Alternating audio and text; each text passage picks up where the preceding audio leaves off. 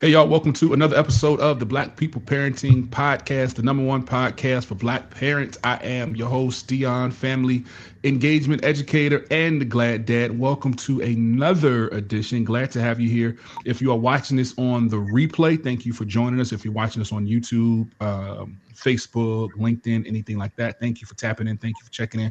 Appreciate that. If you are listening to us, thank you. Also, make sure you like, share, and subscribe as you find value in this episode. Be sure to share it with somebody who you think can benefit from it. On the episode today, we're talking about toxic parenting and how it can affect a child's sexual behavior, sexual decisions. Got some wonderful guests on the show with me today. One guest is somebody that I've known probably since she was knee high to a grasshopper, as the old folks used to say. Way back in the day. Miss Deshar Nicole, welcome, cousin. Welcome to the show, family. What's poppin'? Hey y'all, hey. I'm so glad to be Thank you here. for Thank you for joining us, Deshar. Make sure you share it on your Facebook page. I know all your Facebook people be going crazy when you go on live. They love you to death. So make sure you share this thing on your Facebook. Them Facebook views be jumping when she get on the book. Also, of course, I got my ride or die, my right hand, the one, the only, looking fabulous as always. I like your earrings. I like your hat you got in the back. You had it on today, didn't you? Dr. Bambi Gaddis. What's up, Dr. G? Hi, good evening. It is a pleasure to meet you, Deshar. I'm excited about tonight. And I was just sharing with the two of them that just the topic brought discussion in my household. So I'm very much looking forward to tonight. And as a HVTN faith ambassador for through the Fred Hutch Cancer Research Center, I mean, this is what we do. Mr. Chavis is a part of our mission and our goal to educate community. And this is a critical discussion about parenting because there we are raising the next generation. So I'm excited to be here.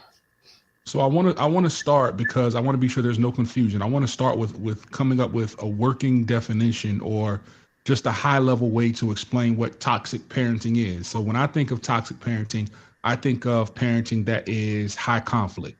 I think that's the best way that I can put it. Like it's very high conflict. There are always issues going on. There's always something that is happening in the parenting relationship. The relationship is unhealthy between the parent and the child. Is that fair? Would y'all agree with that? I totally agree. I And believe Okay. that All right. Cool. there's characteristics to it. What are some of There, the characteristics, Dr. G? in general, toxic parenting, there's a lot of definitions, but you spoke to the McKee signal. It's dysfunctional. Mm-hmm. And it's typically a parent who, as we know, has learned some of these behaviors from the way they were parented, tend to be critical. Some words that come to mind are manipulative, they're blaming, demanding, sometimes abusive, embarrassing, and sometimes cruel in how they are dealing with children, both in private and in public. Right. Right. Okay. All right. So that's our definition. We got it. So let's dive into it. And I asked Ashara to be on this episode because I know number one, she is a mother. She has a son who is tall as a weed, might I say. But Jador is how old now? he's 14. He's 14. Wow. So she's raising a young man. But I also know that her relationship with her mother has not always been the best. I know that there's always been a relationship with her son that has been like just super dope. Like just watching them and watching them interact over the years and watching him grow. But I think that it's important to have a conversation. And when I asked her to be on the show, she jumped at the opportunity. So, Deshar, let's start with this question. How do you think? Let's talk about this. Let's say this. Give me your family background, because some people would ask, like, why would you be here to talk about this topic? So share what you think is necessary. And I know your story is a lot of times an open book. So feel free to share what you think is important about your story. Um, I guess I'll just stick to the topic. And I know we were talking about what toxic means. And I'm gonna go with the Webster definition of extremely harsh, malicious, or harmful, whether that be physically, mentally, or emotionally. So, A little bit about my background is I am the oldest of five children. My mother has five children. I'm from Norfolk, Virginia. All of my mother's other children have the same father. I have a different father who succumbed to his drug addiction when I was in the fifth grade. I was 10. Um, I would like to say some of the toxicity and shout out to my mom. I think she's watching. Um, my mom got pregnant with me when she was 15. She had me at 16. So my grandma was raising both of us together. We were growing up together. Um, and throughout the years, I had several challenges with my mom, even to the point of where the toxicity, not just from her, but me, led us to not talking for 5 years. And so there's just a little bit about my background. And then, of course, I have a 14-year-old son who's absolutely amazing. Um, yeah, that's it. So, okay. Thank you for sharing that. So, how do you think toxic parenting practices, some of the things that we named in the definition, how do you think some of those practices can impact a child's overall sexual development and their decisions as they grow older? I think it impacts it in such a mighty way that I experienced it myself because, as again, my mom had me at 16. So, what she knew was that she had a daughter that she didn't want to be 16 and pregnant. And I think sexuality, she beat it up on me so much. Like I could literally go and rob a bank and she would say, well, she robbed the bank, but is she pregnant? And they say, no, she ain't pregnant. I'm not in trouble. I could get suspended in school. I could fight. I could steal. I could do whatever it is that I wanted to do as long as I didn't get pregnant. And my mom drilled that in me like, oh, you don't need to be having sex. I don't want you having sex. You don't need to be pregnant. She beat it in me so bad that she didn't want me to get pregnant, never realizing that it takes me to be with a boy to get pregnant, but never dealt with the fact that I may have turned to girls at the time because I can't get pregnant being gay. So like, girl, okay, you pushed me away from men, boys, because you didn't want me to get pregnant. So I had a same sex attraction for girls in high school. And so for me, sex was always terrifying because it's like I don't want to get pregnant. And then people don't think about it like the things that our parents drill into us, if we don't deal with them, they become issues for us as adults. And I remember being an adult and getting married, and I'm like, because I did not have healthy sexual relationships when I was younger because I was afraid. My mother parented me from a toxic place. So she thought she thinks that did a good job. And according to her standards, she did because I want a teenager and pregnant. So she was successful in her attempts, but it damaged me emotionally and sexually to where when I got older and I decided to get married, I could not engage sexually with my husband. It was gross. It was nasty. I wanted to feel like a woman's touch. So I think that's one of the things that my mom did that tore me up as it relates to sex and how I coped with her style of parenting. Good. Thank you so much for sharing that. Let me ask Dr. G, let me ask you this. Are there specific signs or red flags in a child's behavior that could indicate that they have been affected by toxic parenting or high conflict parenting in terms of their sexual behavior? So let me say before we talk about the child, because I think what we're hearing from Deshara is the generational.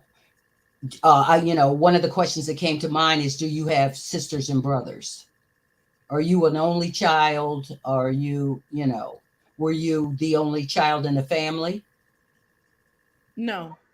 So part of, if we were to bring the family together, if that was ever a possibility, and we talk to each child, I would guess that in a unique way, each of you, each child in a family has a story to tell about the impact of the parents' behavior.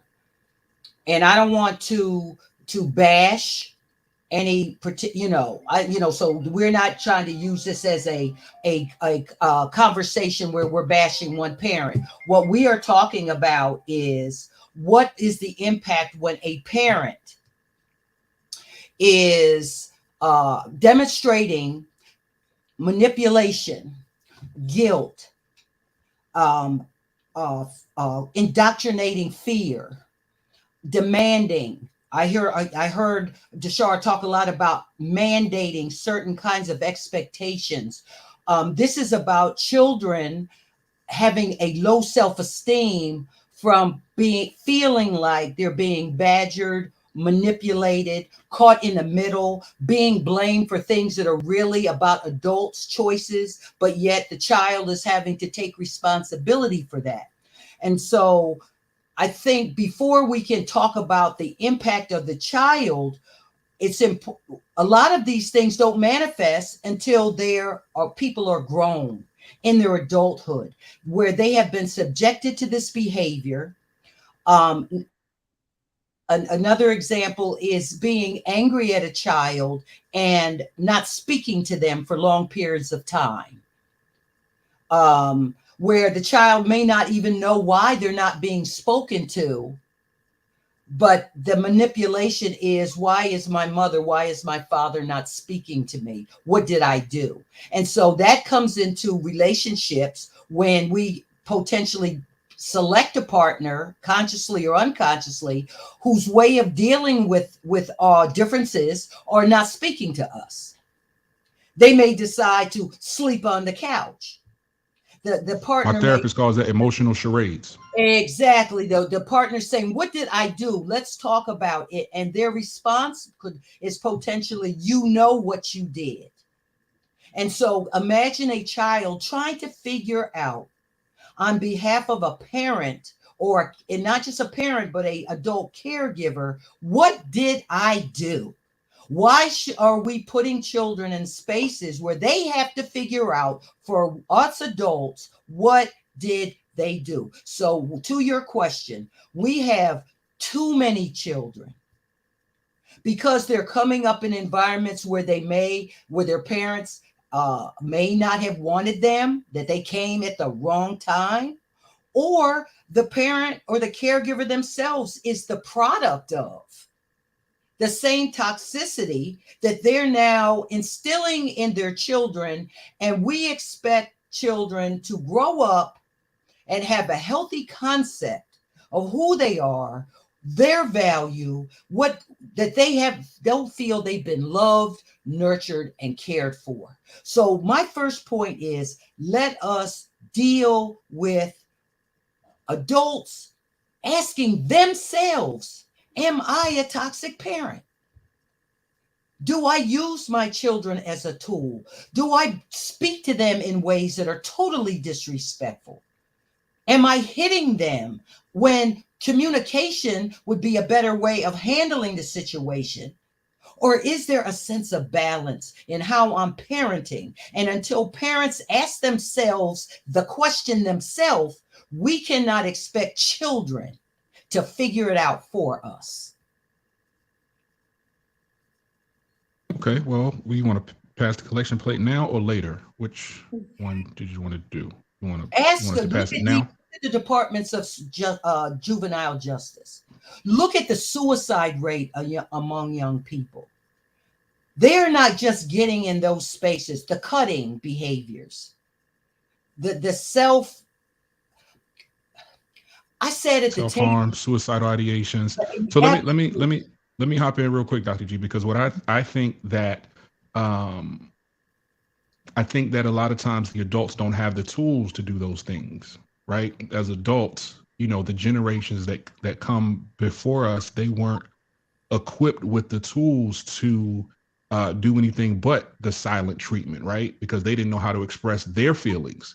So as a parent, you know what I mean? It's like, and I'll throw this question out there, how do we stop this vicious cycle that it's going on, this vicious cycle of, and sometimes it can be toxic and you not even intend for it to be toxic, right? Because sometimes you can go into a situation with your child and think that you're handling it the right way, but you're handling it the the absolute wrong way, but you only know what you were taught and you only know how you were raised. And a lot of our folks aren't willing to deviate from that. And the So question what for them is, how's it working for you? If hmm, you But go ahead. I have something. Um, if you ask somebody who's prone to chaos, toxicity, chaos, and dysfunction is their thing. If you ask them how it's working for them, they're gonna say it's working until they step outside of it and see it a different way. Case mhm, in point, like Dion said, sometimes the best way, or I noticed that not in my generation, but my mother's generation, the generation before that, they love to sweep stuff under the rug like it never happened. I thought the toxicity and the chaos and the dysfunction that I went through and I lived through with my family for 28 years was it was normal. It took for me to pack up my house and move to Atlanta to be around different types of family to realize, yo, the way that I grew up is just not right. So it sometimes you don't even know that it's an issue because you've been in it so long that it feels right. It feels good. How it's working for me, baby, it's working. It's working well. And you don't see that it's not until you're introduced to different things. And a lot of times the generations that preceded me, they're not open to any new ways of thinking or ideologies. They're going to stick to what Big Mama mhm, taught them, and Big Mama going to stick to what she was taught. So mhm, it just never changes until you escape from it. So part of so that speaks to coping, because part of the guilt and the shame is that not only are people, children, young adults, because it moves into adulthood, um, come to terms with the thinking that it's normal when it's not, as you note. But then we get into to family. Um, I'll talk not personal, but just from experience. So there are young adults who are and have been around me who are parenting, and as a person that cares about them, when I see triggers, when I see behaviors that potentially are potentially toxic or could be toxic, I bring it to their attention. I don't ignore it. I don't say to myself, well, I'm not their mother or I'm not their caregiver. I look at them as if they were my own. And so I bring to their attention, I say, and I don't confront them, but I get them in a private space and say, tell me why you think it's necessary to say this or to say it like that to your daughter or to your son. Tell me what you're thinking, because let me tell you what I'm seeing. And so I don't think these things happen in vacuums. I think there's other adults who see this toxic behavior, who see that despite the fact they think it's working, that it's not working, but they don't either address it or they don't confront the person and say, can I talk to you about some things that I'm seeing? So Yeah, let me ask this, Doctor. I'm sorry, Deshaun, go ahead. that's good. And I think the most important thing is that hurt people have darkened understandings. So we have to be able to extend grace to those toxic parents, those toxic people around us, just as well as we want God to extend grace to us. Mhm, Because mhm. at the end of the day, they don't know. They're parenting from a hurt place. So I agree. I go to people and I let them know how they make me feel, especially my mom. She'll be like, girl, you always got something to say. Yeah, because I need you to understand for this to work. But I need you to hear me holistically, not from a hurt place of what your mama did and what her mama did. But okay, go ahead. Go ahead, cuz That's your right. So That's your right. That is so a right. Deshar said something, and I want to pivot just a little bit. She talked about her father dying when she was young, and I think the loss of fathers particularly in our generation, is it can be considered as toxic, right? As everybody knows, my father died when I was 11 years old. He was shot and killed. I didn't really come to grips with it or really realize how much I needed and missed him until I was 35. I grew up the majority of my life without a real father figure, right? But I'm always interested in hearing what role not having a father played in the life of your decisions. Like, because for me, I always think back, like I never got in any trouble, but I always think about how my life would have been different if I would have had a father. Like, even for me, more so as an adult, like for me having like an old man to go and talk to when life really started to get rough and when the rubber really met the road. Like, I really need another older black man to go and talk, and I didn't have that. So for me, it manifested in my older age. But so I'm curious for Deshar how that affected you and your decision making at such a younger age when your father died, and then growing up. Yeah, so at a younger age, I didn't have time for it to affect me. Just going back to the toxicity. My biological father died when I was 10, but it was a man in the house who provided for us, but he didn't have that I didn't have that emotional support the way I wanted to. So while I was a child, I wasn't allowed to grieve the fact that my dad died, because if I ever got sad, it was always, but you got a daddy in the house. Never mind Mm, your daddy that died. You got somebody here, and you grieving the loss of him is disrespectful to the person who stepped up to take care of you. So I'm like you in a sense, where when I got older and I got grown, when I got married, when I became a teenager and I started to realize I'm dealing with stuff and I'm battling stuff that my mom's other kids is not. When I started to realize that my mom was doing the absolute best she can, she gave me what she could, but in a sense, what she gave me was inadequate because I had mental issues. I'm battling sexuality. I'm going through all types of things. And so as I got older, and now of course I'm doing my own digging, me and my dad family, talking to my dad's mom, and it's nowhere that I have ever been that hasn't said, yo, you act just like your daddy, you remind me of your daddy. And I find so much comfort in that, because if I would have had his voice younger, I wouldn't have felt so misunderstood. I wouldn't have felt like I was an alien, or I was weird, or that I didn't belong in the house with my mama and her other kids. It's an experience. Like, all things work together for the good of those who love the Lord and are called according to his purpose, because that pain has truly taught me how to, one, navigate the relationship with my own son, since his father isn't there, allowing him to have a place where he can tell me how he feels, if he wants to talk to him, if he doesn't. Like, so it has helped me, and it has worked out in the long run, but I still do sometimes have that yearning, like, yo, I wish my daddy was here, because it ain't a day that go by that somebody ain't on my Facebook or in my story saying, yo, you remind me of your daddy, you just like him.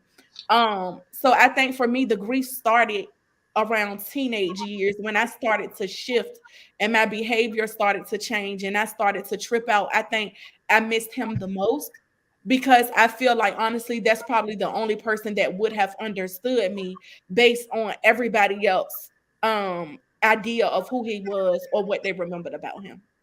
mm, mm.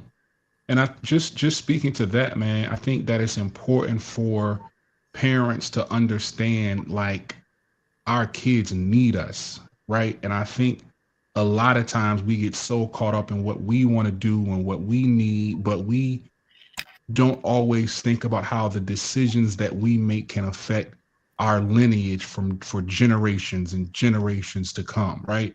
And I think that I had a conversation a couple of days ago just about how when I step outside of the house, like, I'm not just deciding what to do for me. I got four other people in this house that I got to think about. I got a dog that I gotta take care of in my house, right? The dog got to eat too. And Dog I eat. have 7 dogs. Right, they got to eat before we do, Dr. G. So when I go But out here, if I get that into a is important, because that is one of the key characteristics of a toxic parent.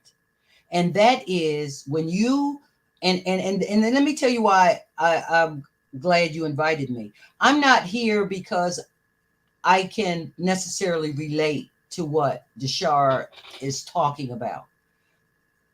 Um, my father raised me, from the age of 8. And so I have my own testimony, but the truth is that when I look back, he was still there. I was interested in coming on tonight because my sole focus is for us to continue to focus on the personal responsibility of the parent, of the guardian, the person in charge, to do some self-assessment about, regardless of what they were taught, because a lot of times, you've already said, they say, well, I'm good. My mama did it to me. My mama treated me this way, and I turned out just fine. So you think. So you think. But when we have to ask ourselves, one, how do I speak? What is the spirit of how I speak to my child, or these children that I'm governing over? Do I speak to them with love? Do I edify them? Do I, as you said, do I create an intentional space for my children to be able to ask me, am I askable? Am I nurturing? All kids get on your nerves. That's just what kids do. They say my parents' job is to make the rules, and it's my job to break them. So all kids are going to do these things. But when we put our personal desires in ahead of what is in the best interest of the children and the young people that we profess to love, then that is a sign that we need to get in check. I don't know if there is a way. I don't believe there is a way for a child to place themselves in harm's way by trying to convince a parent who believes that they're doing what's right and that what they're doing is infallible. That child is literally and can be in danger of abuse, in danger of harm, of being treated worse than what they were when they try to confront an adult who believes they're doing the right thing. And so my calling is to parents. Same thing you're discussing, Mr. Chavis. We need to evaluate ourselves, not put it on the child to figure out what we are doing and why we are doing it. Because once we have children, they become the priority. Mm-hmm. So Their let me ask spiritual this. and physical and mental and emotional well-being. That is our Let me responsibility to nurture that. let me ask this, because I'm in the class of folks who are now trying my hardest to gentle parent, and I got a 5-year-old that's running me up a wall. So What's there are gentle some. parent? So gentle parenting is an approach that basically says that you, number one, are not going to do any physical harm to your child. So that we don't believe in spanking. I don't believe in spanking my children. I never have. I've never spanked my daughter. I never spanked my son. But with my 5-year-old now, I'm taking a much calmer and gentler approach to parenting. It is more it's more Zen like. So there's a lot of talking, and there's a lot of getting him to understand the consequences of his mistakes, and I'm sorry, consequences of his decisions, and not raising my voice. Now there are some folks who would say that don't work. The only way to discipline your kids is to beat them, is to physical punishment. You got to take your shoe off and smack them. There's a video on my Instagram page right now that I just posted of a father who caught his daughter in the house with two boys, and he beat her, like, on camera. Like, he smacks her and slaps her and pushes her and does all of these things. And there are people in the comments that are like, yeah, that's what he need to do, that's what she need. And I'm like, that ain't it. Like, that ain't it. Because number one, there's no factual evidence that has proven that physical discipline works. It's just that we hear people say that, my parent did it to me, so it worked for me, right? But my question is that, are the parents that are of this day and age, who are trying to take a different approach, Could we be doing it wrong? Right. I'm playing the devil's advocate. I don't believe I'm doing it wrong, but I want to play the devil's advocate. Is it possible that we need to go back to that? You hear a lot of people say, spare the rod, spoil the child. They think that's in the Bible. It's not actually in the Bible, but they'll throw that out there with the quickness. Are we doing it wrong if we are gentle parenting and not doing what our older ancestors and folks used to do? Deshar, what's up with you? I think that parenting is tailor made. I feel like it's tailor made. You have to know your child. You have to know the way your child thinks, the way your child exists, and who exactly your child is. Mm-hmm. Me personally, I got beatings growing up, and I still ended up with 5 felonies, so it ain't work.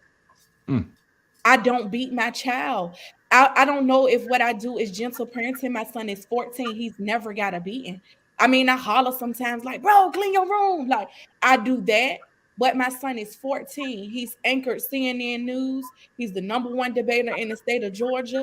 He got accepted to Harvard Law debate program. He's an honor roll student. And I'm a gentle parent who was parented in a very toxic and harsh way.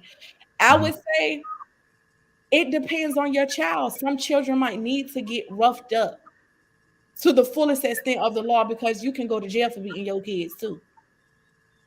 But if you may have to spank your child, that might be what that child needs. Mm-hmm. But you may have a child that you could do like my son. If I talk loud enough, my son gonna straighten up. All I have to do is go to level 10 on the audio scale. I don't have to hit my child. I don't have to do any of that. So to the answer to that question is, I think parents should really learn who their kids are, because beatings may work for one where it may not work for the other, and gentle parenting might work for one where it may not work for other. I just feel like it's no right or wrong to that question. That's good. Dr. G? The first thing, I think one of the important things that parents do is, first of all, educate yourself. We have Bibles in the house, but don't have a book on sexuality. We're parenting again, forming people's perceptions of body image, how they see their body, whether they see it as something that's a gift from God or whether they see it as something dirty and nasty. And thoughts and thinking around masturbation, for example. I have a friend who said his mother, when he was a teenager, walked in on him when he was fantasizing about a poster on the wall. She came into his room unannounced, and there he was. And she chose to deal with that by yelling at him, tell him he was nasty, went and told all the family that she walked in on this private moment with this young man. And even though he played it, the person who was telling me the story played it off. Why? Because he had no other recourse but to endure it. Was that the proper way? So to that video you saw, when I talk about educating yourself, first of all, how many missed opportunities are in that video? Number one, what is the relationship between that young girl and those 2 boys? What happened to the 2 boys in the video?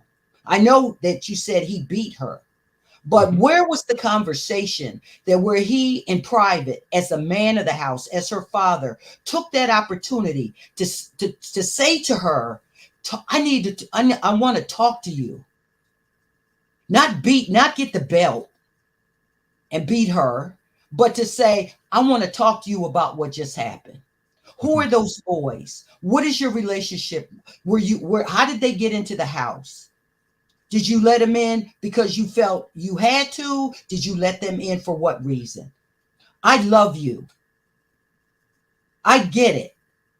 Do you need birth control? I mean, there are all kinds, you know what I'm saying? There are all kinds of, she might have already been sexually active, but how would you know that if you never sat down and we thought that the best thing to do was to grab the leather belt and beat this child, which I can guarantee you the likelihood that they're going to talk to you at that point is probably little to none. Slim to none, right? To the parents, we have to say, are we educating ourselves? Do we know what healthy sexual development is? Because if we know that healthy sexual development is, we know that children at every age want to know what's the difference. Why does he have that? Why does she have that? They want to see it. They want to touch it. They want to ask questions, and how we engage them in that conversation is going to lay the precedent back to our topic. That's going to lay the precedent for how they see their bodies, how they deal with differences, how they address questions. And you can see that in closure. Go to a beach. Just go to a beach. And you'll see people from the majority population. They have on their bathing suits. They have all kinds of shapes and sizes, but they're just like out there. But you can have a beautiful Black woman with a beautiful body and all covered up. It's July in South Carolina. It's 90 degrees out, but perceptions of body determine how she presents herself to the world. And so these things can be very deep seated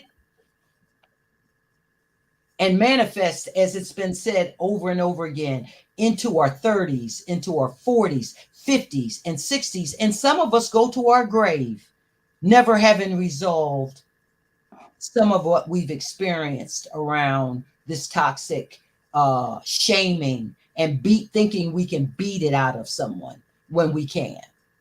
That's good, Dr. G. So, Deshar, let me ask you, as a parent, right? Because now you're a parent. Like you said, you are someone who grew up in a toxic environment. You're now parenting in a non-toxic way.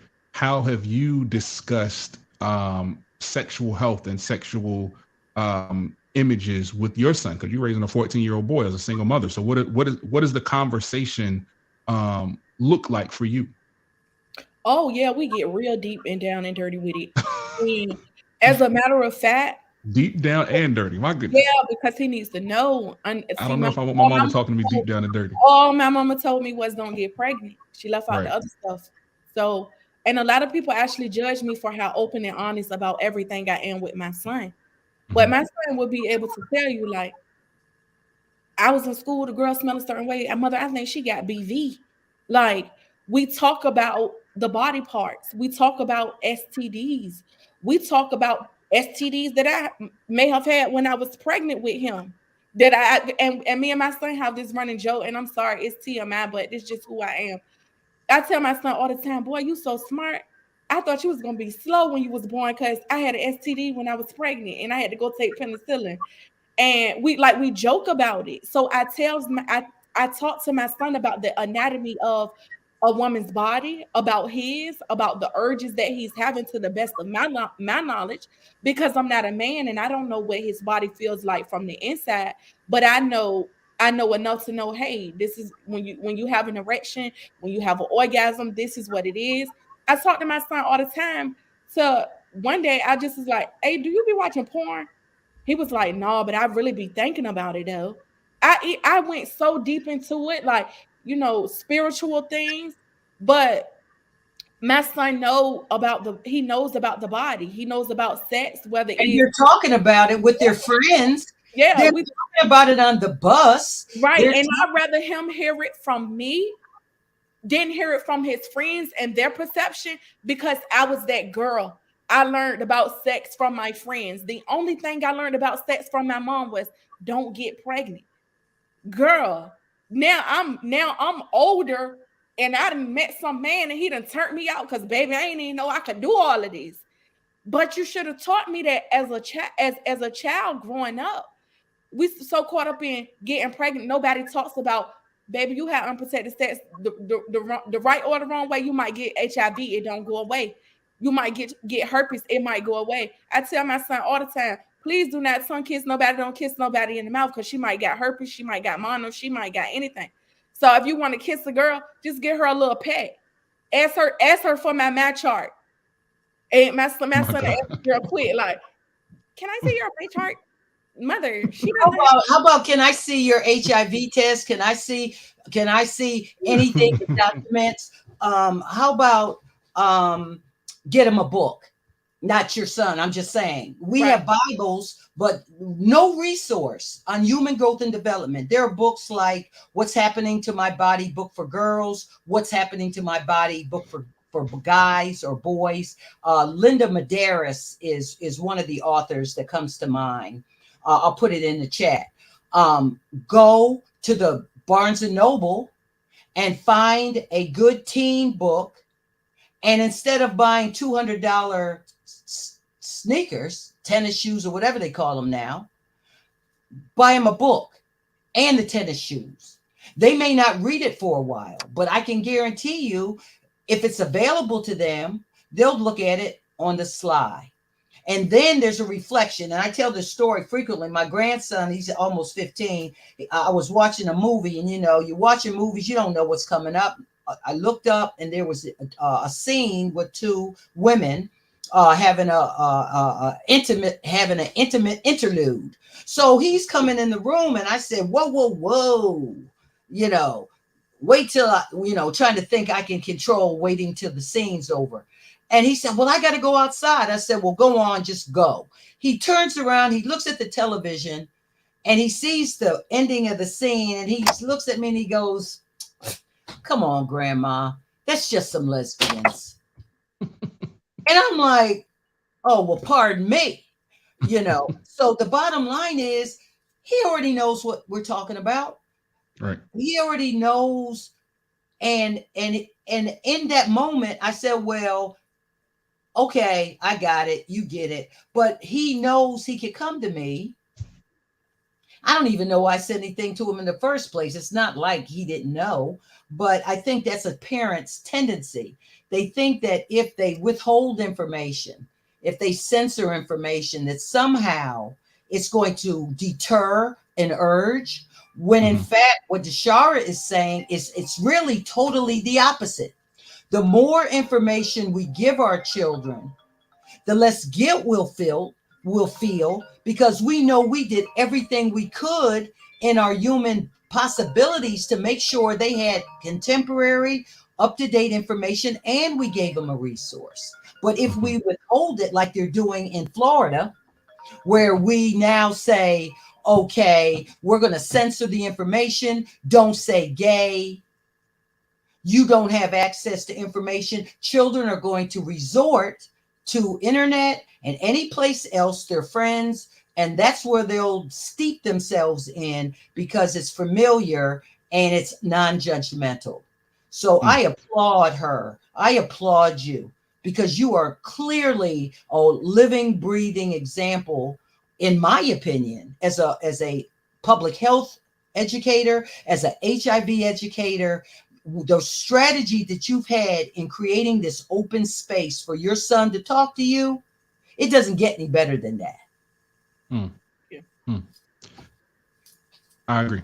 I agree. So let's talk about social media, because we live in an age where a lot of the images that the kids see and a lot of the things that they decide to do can be dictated by what they watch on social media. How, as a parent, Deshara, how are you preventing your son from being influenced by the negative things that happen on social media, and the negative images, and just the negative depictions of sexuality that can happen on social media?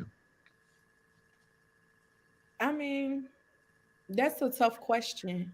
Of course, my son on social media, he on Instagram, TikTok, Snapchat, he on Discord. They got all kind of social medias that parents not even supposed to know about. But because I have the child that I have in that relationship, he tell me like, this what a girl Finsta accounts be. They don't go on Instagram and post these nasty pictures. They go over here. Um, and I mean, I just trust my kid. At the end of the day, I could tell him, don't let social media do this or do that. I can only trust that I've imparted into him what I needed to make him stay the course. My son has allowed social media to kind of make him go crazy. I remember like what 3 weeks ago, um, I get an alert at work. I got an alert at work because my son's social media pages was linked to my work pages. And my son account was flagged for gang activity because he was doing something like he saw somebody do. I didn't even call my son. I went straight to the school, signed in, and walked in the class like, "Hey, yo, what's this? You want a gang or no?" Like, sat down, talked to the look. I told his friend he can't hang with you no more because he in the picture with you. Like, I'm that parent. But we try to protect our kids from social media, but we can't. We can't. You can only do your part to parent your child the best way you can, and pray to the good Lord Almighty that they don't be influenced by things that they see. That's why I'm open with my son about the sexual decisions that I made, that the way that people are on social media. Like I also tell my son all the time, he grew up very privileged, but from the time he was born to the time he was about 6, 7, I did fraud. So our life looked real good on social media. You had $10,000 birthday parties and we was posting it on social media. People wanted to be like us, but they didn't even know I was stealing it. To now, we doing the same thing. I work very hard. And I tell my son all the time, the social media influencers, baby, they selling they soul. These rappers, they slave to record labels and they slave to what society say they supposed to be. I'm gonna need you to set yourself apart because it's the wisdom and the knowledge that you have up here you're gonna be able to obtain the things you see on social media, but you're gonna be able to keep it. And I do that example with my son all the time. Remember that Range Rover I had when I was doing fraud? It got taken. But everything that I have that I've gotten the right way, we still have it. So I just educate my son on the consequences and the different things because I don't want him to develop this sense of greed and he wants to look a certain way because of socioeconomic status. Like I have that conversation with my child, like, bro, I work real hard for these 6 figures. So you got to earn it. I'm not just giving it to you. And the people on social media, like social media is wicked to the point where my son said for 8th grade prom, he wants some $600 Alexander McQueens because he saw somebody else with him. Baby, what? You're going to get these $100 white DCs and we're going to keep it trucking and you're going to be all right. Take your eyes off of social media. When you go to high school, you get the grades you're supposed to get, you work your job, you go to college, and you can afford to buy your own $600 Alexander McQueens. Have at it. But no, so I just trust that whatever I taught him, he just gonna stick with it. Dr. G. Hey, what I'm So, hearing is just like music to my ears. It's about mhm. personal responsibility and what that looks like. How do we foster that? And even when we do the best job we know how, even when we nurture and try to promote a sense of personal responsibility, you still have children who will go in their own direction. So I'm sure there are listeners here who are saying to Shar, you've been blessed. You lucked up, because I'm thinking that there may be some folks listening who attempted to do and are trying to instill the same kinds of values, and their child has gone in another direction. But you said it eloquently when you said we're doing all this by God's grace and mercy. We give it 100. But part of what we're talking about this evening is what happens. How do parents adopt how did they redirect some of what they've been doing that's toxic? How do they begin to do something different? How do they make the change? I How did think. they, where did they make the switch? And I think that's Mhm. where, for the remaining time that we have, that how do they make the switch? If they've been Mhm. talking down, demoralizing, setting a totally bad pattern in how they communicate or build a sense of self-efficacy and strength in their children. How did they, and everybody that was before them treated them the same way? How did they make the turn? I And so think, I'd I be think. really interested in hearing what you have to say about where did they begin. If your mother, I guess here's my question. If your mom had at any point come and said, one, I'm sorry. I don't know, maybe she has, you know, Um, I think about Alcoholics Anonymous. The first bridge, I'm told, is that you have to first admit that you're an alcoholic. You Mhm. have to you have to say it in front of, in order to anchor your commitment to change and to getting past the times when you're going to relapse. You have to first begin by admitting that you're challenged with this substance. Well, toxicity and the way we treat our kids is, I don't see that as any different. We first have to say the things that we have done, the things we are doing is not right. I don't care whether your grandmama, your mama, and everybody before you treated you that way. I have to say it stops here. It stops with me. And until they do that, we cannot begin to expect people to make the turn. Mhm. Mhm. Yeah, so throughout this broadcast, I heard you use words like coping, and systems and strategies and processes that suggest that you're an advocate for therapy. It's like, and I think you're so gracious and you're so amazing in that you know the work and you've done the work, but everybody ain't there yet. Like, baby, cope. What you mean? I'm surviving, trying to take care of these kids. Ain't no coping. I'm doing what I got to do to make sure they got food on the table, a roof over their head, and clothes on their back. That's that. But for me, I think it's on my generation, on Dion generation, the generations under us, to educate our parents on the effects of therapy. Because me and my mom, we went 6 years without talking. And before that, we didn't got in fist fights. She done bust me in my head with vases. I done bust her in the head with them. We done called each other every type of name in the book. But right here, right now, on what's the day? May 31st. That's my dog. That we like this. And you know why? It's because I went through the process of deliverance and inner healing, which means I did a whole lot of God and a whole lot of therapy. I had to unpack how she made me feel and what my past did to me. So I'm coming back to her like, bro, I went to therapy. You need to go. For some reason, the older generations just don't believe in therapy. Like, what is wrong with y'all?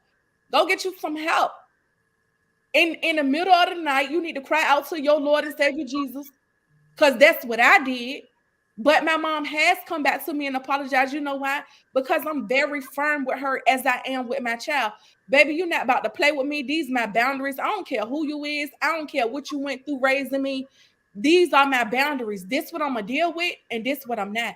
I love you and I thank you for not aborting me. I told my mama that like 2 days ago, because I asked her, girl, why you didn't get an abortion? Because if I was 16 and pregnant, you would have made me get one.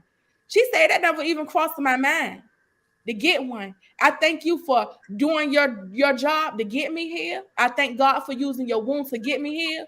But now that I'm here, now that I have arrived, you're gonna respect me. This is what I'm gonna stand for. This is what I'm not, and vice versa. I think the generations that preceded me are so far gone that it's gonna take for my generation to just disturb the whole thing. Because my generation, we're quick to say, "Oh, I'm going to therapy. I need a mental health day." Like we're just not settling for it. And I honestly believe that's what's gonna take. I think it's gonna take more people of my generation to talk to grandma, mom, and be like, "Yo, I'm not standing for it. And if you want me to respect you, you gotta respect me, and you need to go get help." Because that was the thing with my mom too. Like, go get Especially help. if they're parenting our children. Mm-hmm. So, so a lot of parents are parenting their children's children. And so, to your point, unless they're confronted, unless there's an expectation that they begin to make the change that needs to be made, one of the decisions that you and others have to make, you said the younger generation. I think that was a shout out to the old people. That's what I think. But I'm going past that since I'm the old people. Okay. Okay. Since my daughter in her 40s said, I need some therapy, of course, it wasn't until she sent me a letter that edified or helped me understand that I hadn't done as bad as I thought. But there were times even I questioned whether I was a little more extra, as they say. You're just being extra. But weird enough, she made a comment one day, said, "You didn't beat me enough." I'm like, I don't believe in beating kids to get cooperation. Mm-hmm. I believe in extraction of privileges. So that is a parenting style that some of us need to do more of, extracting privilege than using leather to try to negotiate. Mm-hmm. So, Dr. G, let me ask you this, because you are the elder stateswoman, and I always like to lean on your knowledge. And it's going to seem like a very simple question, but I don't know if there's a very simple answer. As parents, how do we know if we got it right?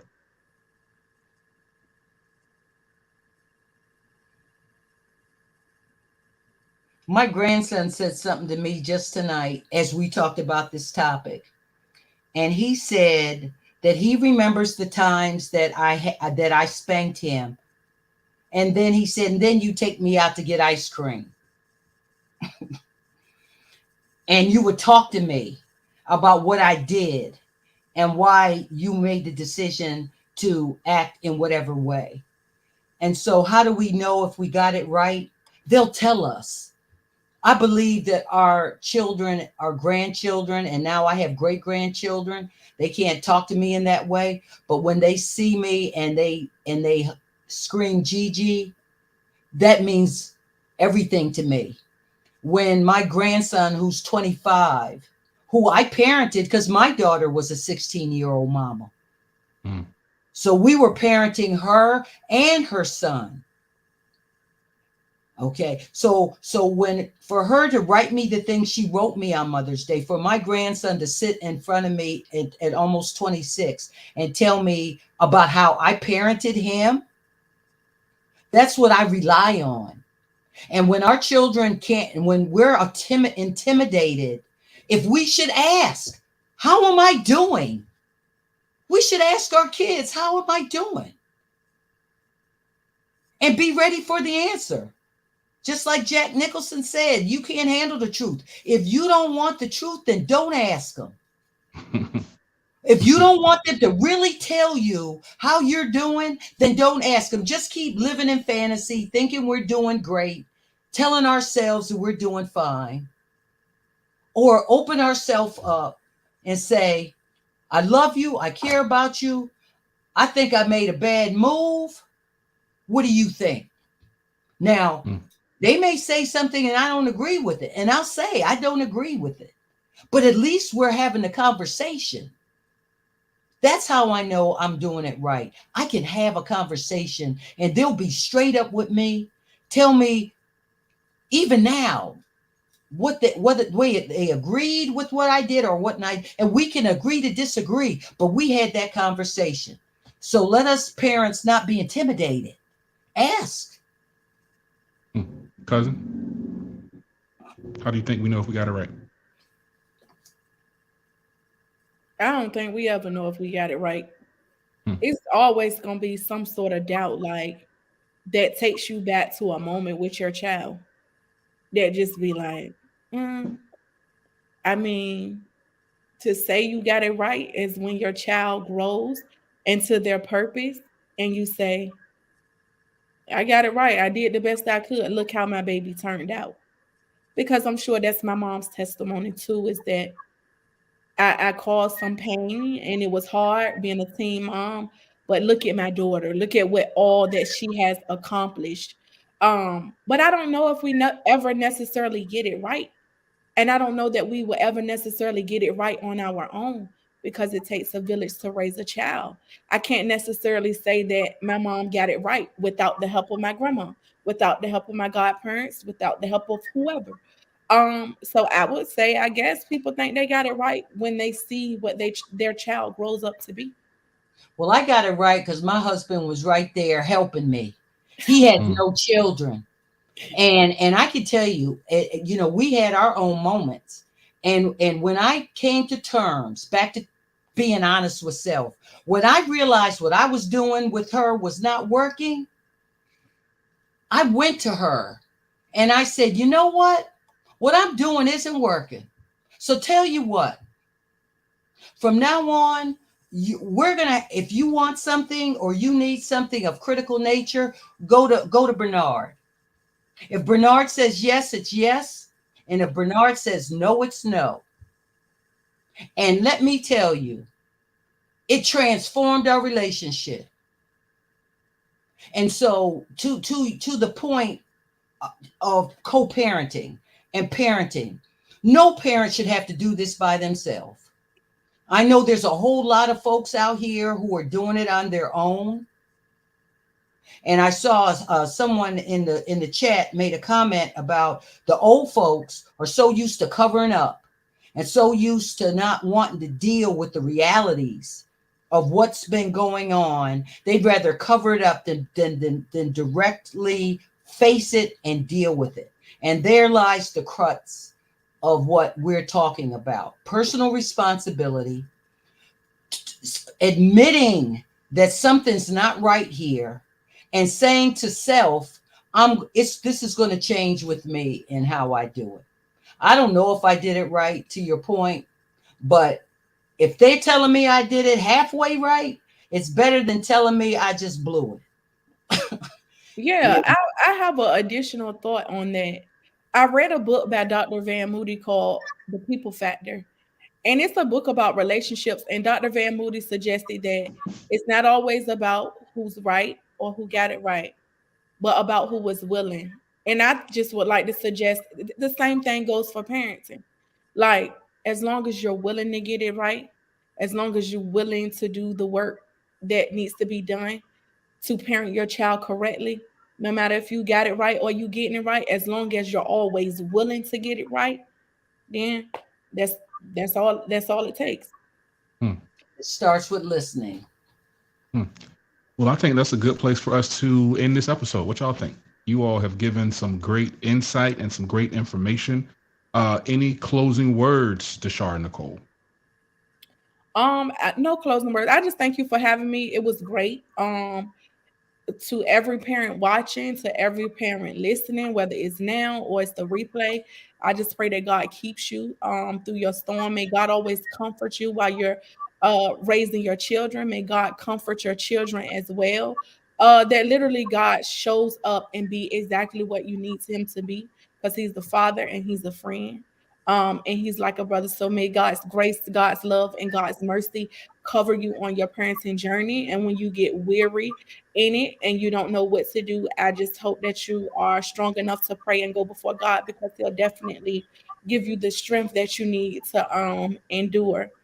If you want to follow me on social media, you can follow me. It's the same spelling as my name, DeShara Nicole. And that's all I got. Well, thank you, ma'am. You gave me a little bit of encouragement with those words of wisdom right there. I appreciate that. Dr. Bambi Gaddis, do you have anything that you would like to say to close us I out, just ma'am? want to thank Tashar for her honesty, her transparency. Um, and I'm just grateful that we have this opportunity to have this conversation and so many others that Dion, you've brought forward through Black people parenting. I'm not sure if there's a lot of venues around to have this kind of conversation. And I just want to give kudos to you and honor you as a brother for having the insight to bring this kind of thing forward, and for Deshara for her honesty and helping us confront some really hard topics. Absolutely. All right. So Mhm. if you all are tuning in, that's it. Thank you all for everything. Thank you all for checking us out. Be sure to like, share, and subscribe to the podcast wherever you listen to your favorites. You know, I always close out. Be sure to take care of each other, take care of your kids, but in the midst of it all, don't forget to take care of yourselves. I'll holler at y'all on the next episode. Peace.